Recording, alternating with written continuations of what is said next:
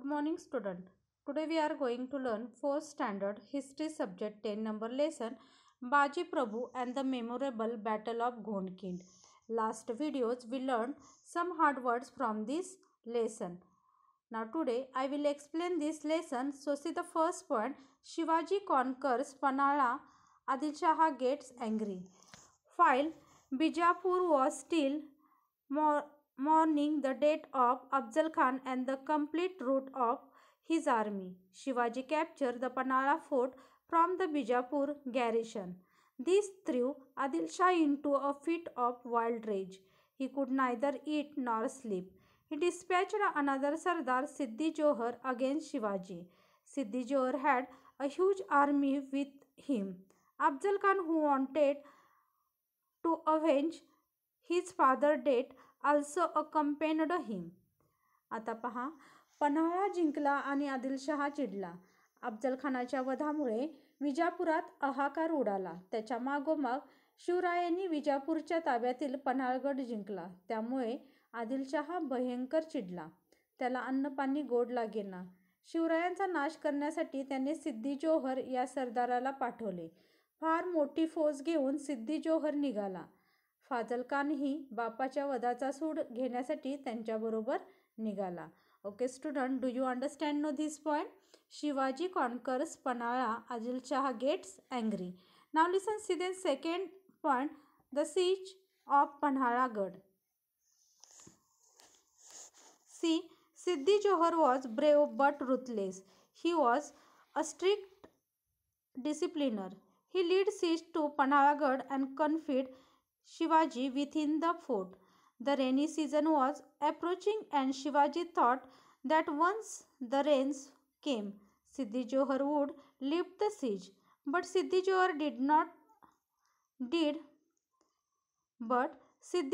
did nothing of the kind. On the contrary, with the arrival of monsoon, he further tightened the siege. Supply in the fort were running out. Shivaji was in a fix since he could not force Siddhi Johar to lift the siege by an open battle. He decided to deceive Siddhi Johar by a clever rush.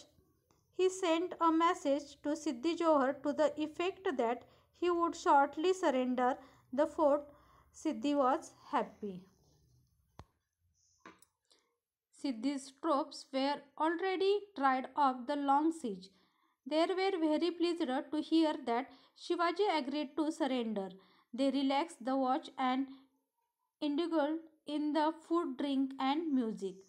आता पहा पन्हाळगडचा वेढा. सिद्धी जोहर शूर पण क्रूर होता. त्याची शिस्त कडक होती. त्याने पन्हाळगडाला चोफेर वेढा घातला. शिवरायांना गडात कोंडले. पावसाळ्याचे दिवस जवळ आले होते. पावसाळा सुरू झाला की सिद्धी जोहर वेढा उठवील असे शिवरायांना वाटले. पण पाऊस सुरू होताच त्याने वेढा अधिकच कडक केला. गडावरची शिजोरी संपत आली. आता काय करावे? शक्तीचे काम नाही तेव्हा युक्तीने सुटका करून घेण्याचे शिवरायांनी ठरवले. लवकरच किल्ला तुमच्या स्वाधीन करतो असा निरोप त्यांनी सिद्धीला पाठवला. तो खुश झाला. त्याने ते कबूल केले. वेड्याच्या कामाने सिद्धीचे सैनिक कंटाळले होते. शिवाजी शरण येत आहे हे ऐकून त्यांना आनंद झाला. खाणे पिणे, गाणे बजावणे व हुक्का पाणी यात ते दंग होऊन गेले. Okay student, do you understand no the siege of Panhalagad? Now listen see the next point. Shivaji escapes from the siege. A plan was hit upon to escape from the siege. Two planques were kept ready. One was meant for Shivaji, in which he would proceed using a difficult route. The other would be occupied by another person disguised as Shivaji. This planquin was to live by the Rajdindi. This order planquin would be easily spotted by the enemy's force and it would be captured by them. While the enemy celebrated the capture of Shivaji, the real Shivaji would escape by the difficult route. This was the plan. But who would thus impersonate Shivaji? Such an impersonation meant certain death, but a brave youth undertook this task. He resembled Shivaji in looks and even bore the same name. He was a hairdresser in Shivaji's service. He was courageous and shrewd. आता पहा, शिवराय वेड्यातून बाहेर कसे पडले. शिवरायांनी वेड्यातून निसटून जाण्यासाठी एक युक्ती योजली. त्यांनी 2 पालख्या सज्ज केला. एकीतून शिवराय अवघड वाटेने बाहेर जाणार आणि दुसरीतून शिवरायांचे सोंग घेतलेले व्यक्ती राजदिंडी दरवाजातून बाहेर पडणार. दुसरी पालखी शत्रू सैन्याला सहज दिसणार असल्याने ती पकडली जाणार आणि शिवाजीराजाचं पकडल्याचे समजून शत्रू जल्लोष करणार. एवढ्या शिवराय अवघड वाटेने निसटून जाणार अशी ती युक्ती होती. पण शिवरायांचे सोंग कोण घेणार? असे सोंग घ्यायचे म्हणजे मरणाला सामोरे जायचे. पण एक बहादूर तरुण तयार झाला. तो दिसायला शिवरायांसारखाच होता आणि त्याचे नावही शिवाजीच होते. शिवरायांच्या सेवेतील केशभूषा करणारा तो सेवक होता. तो मोठा धाडसी आणि चतुर होता. Okay student, do you understand no this paragraph? Now listen, see the next paragraph. As planned, the palanquin carrying this order Shivaji came out of Rajdindi. It was a dark night and it was raining heavily. Still, some enemy soldiers were keeping watch. They captured the palanquin. They thought that they had caught Shivaji himself and took the palanquin to Siddhi camp. Jubilation began in the camp. In the meanwhile, Shivaji escaped from the fort by the difficult route. He was accompanied by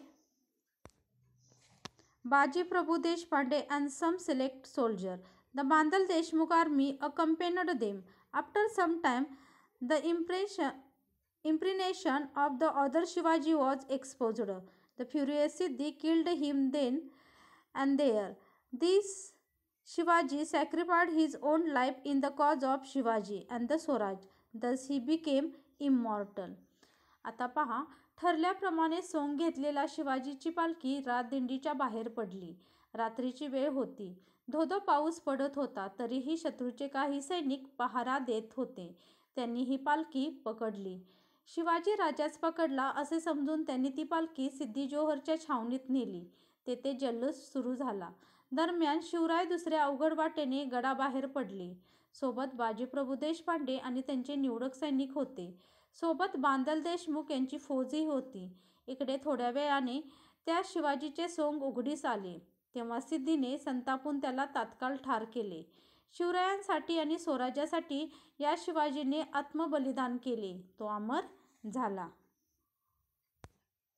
Now listen, see the next point. When the Siddhi learned that Shivaji had given him the slip, he was livid with the rage. Immediately he dispatched his Sardar Siddhi Masood, accompanied by a big army, in hot pursuit of Shivaji. At the daybreak, the pursuing horsemen caught up with Shivaji at the Pandarpani stream.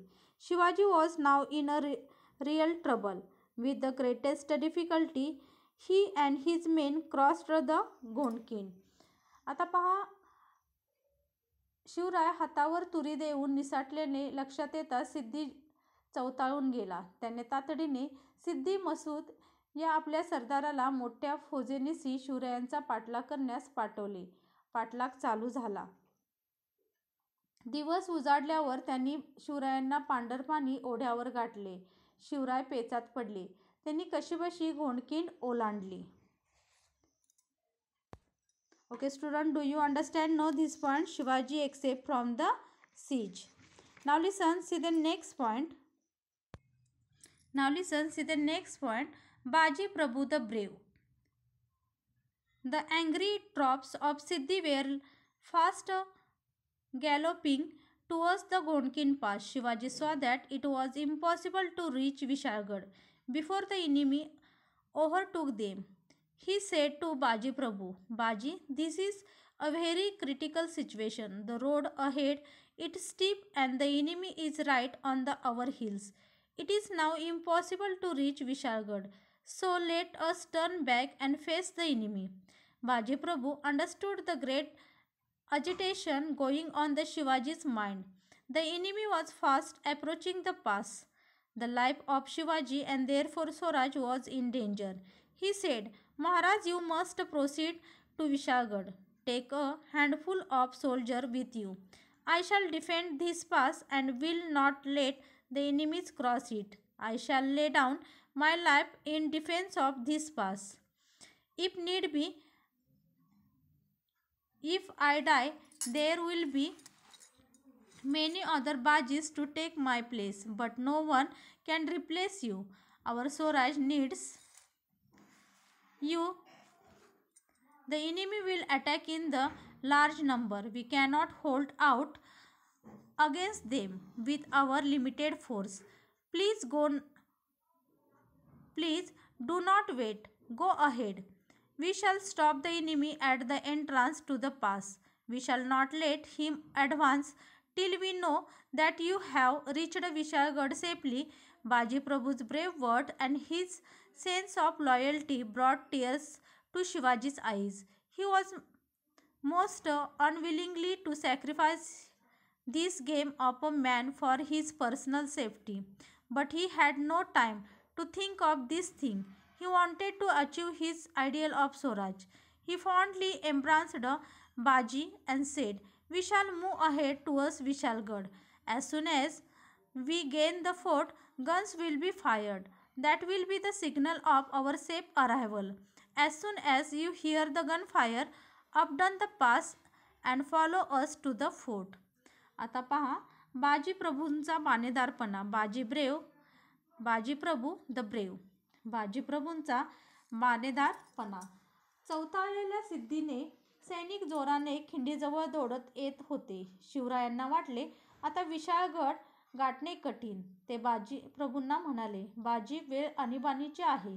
पुढील वाट चढणीची. मागे शत्रू पाठीवर. आता विशाळगड हाती लागत नाही.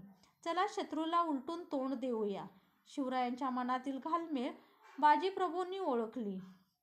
खिंडीच्या रोखाने शत्रू चवताळून येत होता. शिवरायांचे जीवित धोक्यात होते. सारे स्वराज्य धोक्यात होते. बाजीप्रभूंनी शिवरायांना कळकळीने सांगितले, महाराज, तुम्ही थोडे सैन्य घेऊन विशाळगडाकडे चला. उरलेल्या सैन्यासह मी खिंडीत उभा राहतो. महाराज, मी मरेन पण शत्रूला खिंड चढू देणार नाही. एक बाजी गेला तर तुम्हाला दुसरा मिळेल, पण स्वराज्याला शिवाजी महाराजांची गरज आहे. गनिमेची संख्या अफाट आहे. आपण थोडे आहोत. येथे आपला निभाव लागणार नाही. तुम्ही येथे थांबू नका. आम्ही खिंड रोखून धरतो. गनिमाला आम्ही येथेच थोपवून धरू. तुम्ही गडावर पोचेपर्यंत आम्ही येथे शत्रूला अडवून धरू. तुम्ही निर्धास्तपणे जा. बाजीप्रभूंची स्वामीभक्ती बघून शिवराय गहिवरले. बाजीसारखा मोहरा एरला घालणे त्यांच्या जीवावर आले होते, पण त्यांना स्वराज्याचे ध्येय गाठायचे होते.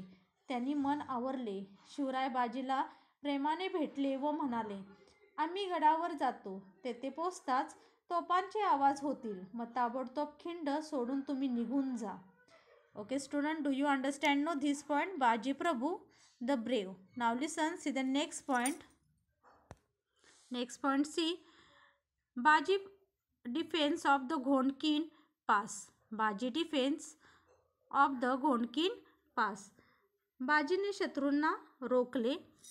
See then, so Shivaji left for Vishalgarh, leaving Baji Prabhu to defend the pass. Baji made a low bow to the receding figure of Shivaji and then prepared himself for battle.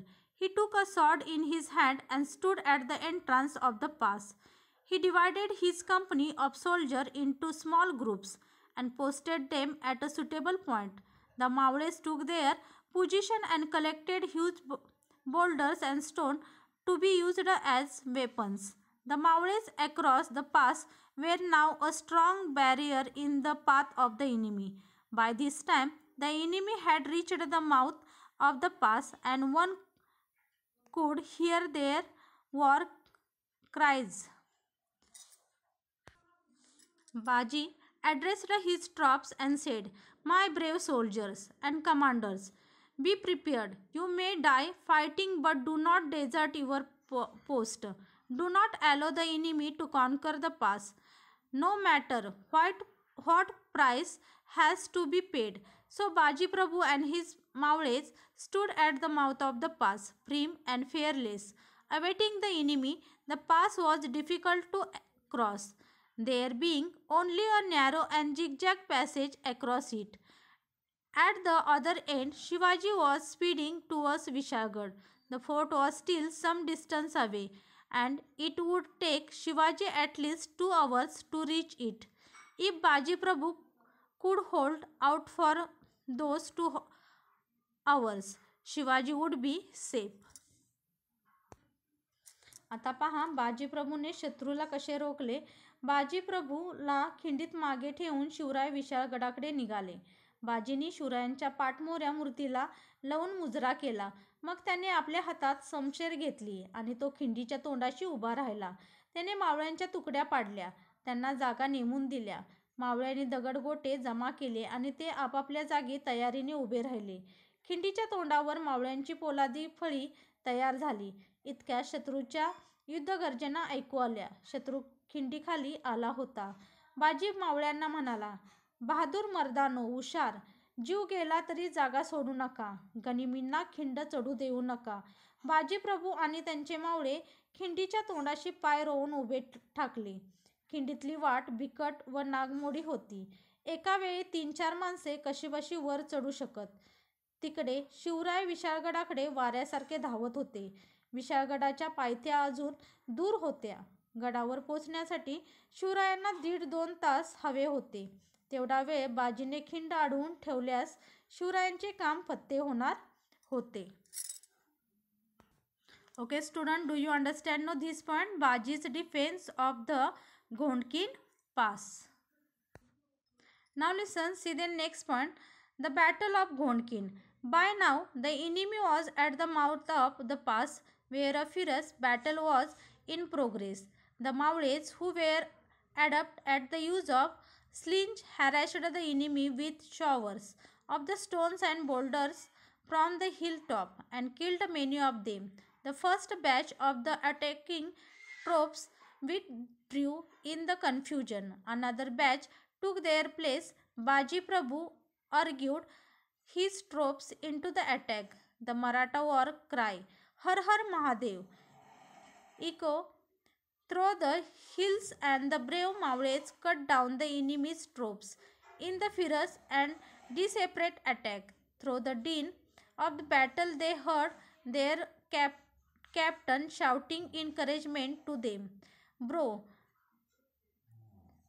by lads, go ahead, attack and destroy the enemy. The second batch of the enemy troops was also defected. Shivaji was by now almost at the foot of Vishalgarh.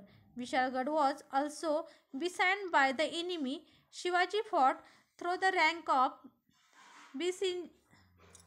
besieging troops and was on the last lap of his ride to safety. आता पहा खिंडीतील झुंज. इकडे खिंडीत शर्तीची झुंज सुरू झाली. शत्रू खिंड चढू लागला. शत्रूची पहिली तुकडी खिंडीवर येऊन धडकली. मावळ्यांनी शत्रूवर दगडांचा वर्षाव सुरू केला. दगडधोंड्यांचा मारा करण्यात मावळे पटाईत. त्यांनी सराईतपणे हाणामारी सुरू केली. शिवरायांच्या मावळ्यांनी कित्येक गनिमींना टिपले, कित्येकांची डोकी फोडली. पहिली तुकडी नामोहरम झाली, मागे हटली. पुन्हा दुसरी तुकडी नेटाने खिंड चढू लागली. बाजी प्रभू ओरडला, हाना मारा. मावळ्यांना स्फुरण चढले. हर हर महादेव अशी गर्जना करत ते शत्रूवर तुटून पडले. पुन्हा दगडांचा वर्षाव सुरू झाला. शत्रू धडाधड कोसळू लागला. बाजी बेहोश होऊन ओरडला, शाबास माझ्या पठ्ठ्यांनो, पेका आणखी दगड, ठेचा गनिमींना, होऊ द्या जोराचा मारा. शाबास, तुमची दुसरी तुकडीचा निकाल लागला. तिकडे शिवराय विशाळगडाकडे घोडदौड करत होते. गडाचा पायथा जवळ येत होता. प्रत्येक क्षण महत्त्वाचा होता. विशाळगडाच्या पायथ्याशीही शत्रूचा वेढा होता. शिवरायांनी आपल्या निवडक साथीदारासह शत्रूच्या मोर्चावर हल्ला चढवला. शत्रूबरोबर झुंज देत शिवराय पुढे सरकले. ते आपल्या मावळ्यासह शत्रूंची कोंडी फोडून विशाळगडाच्या माथ्याकडे धाव घेत होते.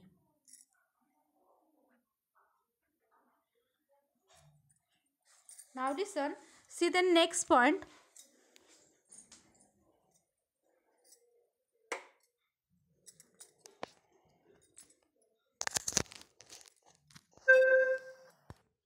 Now listen, see the next point, the Battle of Gondkin. By now, the enemy was at the mouth of the pass where the fierce battle was in progress. The Maules, who were adept at the use of the sling, harassed the enemy with showers and stone boulders from the hilltop and killed many of them. The first batch of the attacking troops withdrew in confusion. Another batch took their place. Baji Prabhu argued his troops into the attack. The Maratha war cry Har Har Mahadev echoed through the hills, and the brave Maules cut down the enemy troops in the fierce and desperate attack.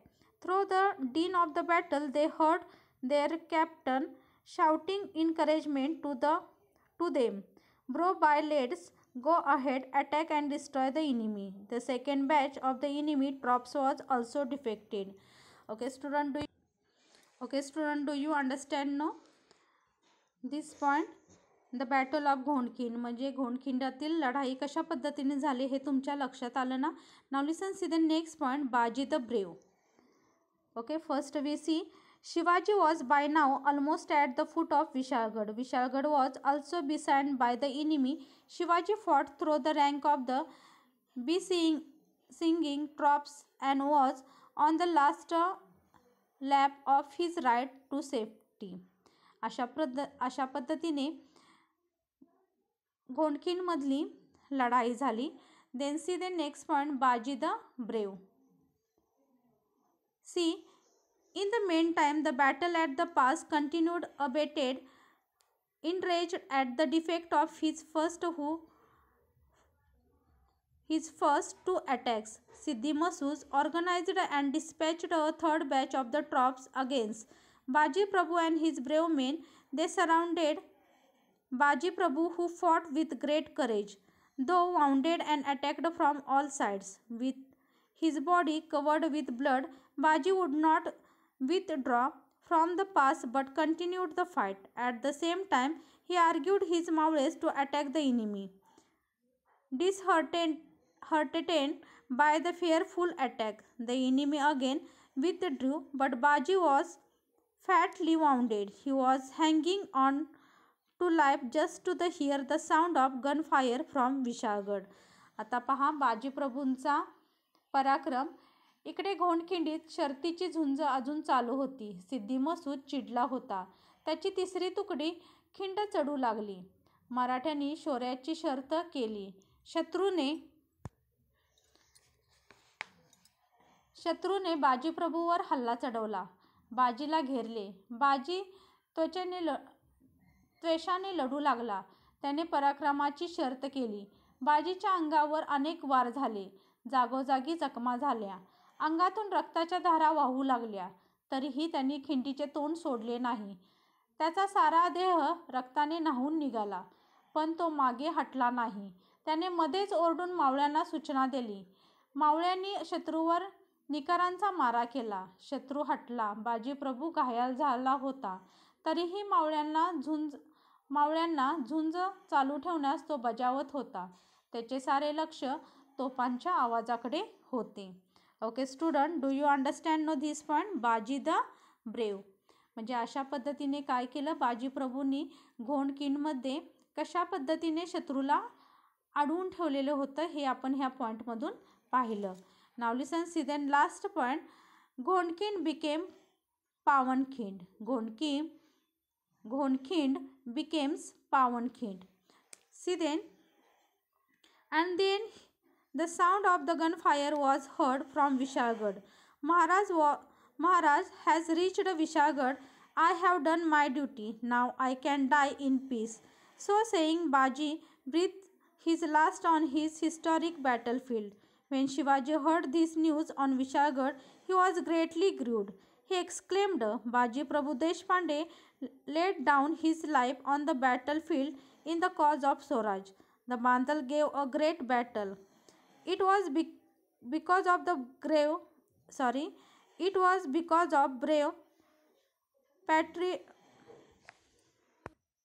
patriots like Baji Prabhu that Swaraj was won. Their blood made the Ghonkind a place holy in Swaraj. Ghonkind became immortal in history as Pawankind. We pay our repeated homage to the brave Baji Prabhu and his brave men. Now listen, see, Ghonkind becomes Pawankind. आता पहा, ती पावनखिंड कशा पद्धतीने झाले. एवढ्या तोफांचा आवाज कडकडला. तोफांचे आवाज धरातीर्थी कोसळलेल्या बाजीच्या कानी पडले. महाराज गडावर पोचले. मी माझी चाकरी बजावली. आता मी सुखाने मरतो असे म्हणून त्या स्वामीभक्त बाजीप्रभूने प्राण सोडला. ही वार्ता विशाळगडावर महाराजांना समजली. तेव्हा त्यांना मोठे दुःख झाले आणि ते म्हणाले, बाजीप्रभू देशपांडे स्वराज्यासाठी धारातीर्थी पडले. बांदलांच्या लोकांनी युद्धाची शर्त केली. बाजीप्रभूसारखे देशभक्त होते म्हणून स्वराज्याचे पाऊल पुढे पडले. त्या स्वामिनिष्ठांच्या रक्ताने घोणकिंड पावन झाली. पावनखिंड या नावानेच इतिहासात ती अमर झाली. धन्य ते वीर आणि धन्य ते बाजी प्रभू. Okay student, do you understand now this point? Ghonkind becomes Pawankind. Okay student, do you understand now this lesson? Baji Prabhu, the memorable battle of Ghonkind. I think you understand it. We see now Baji Prabhu and the memorable battle of Ghonkind. I think you understand it. Thank you.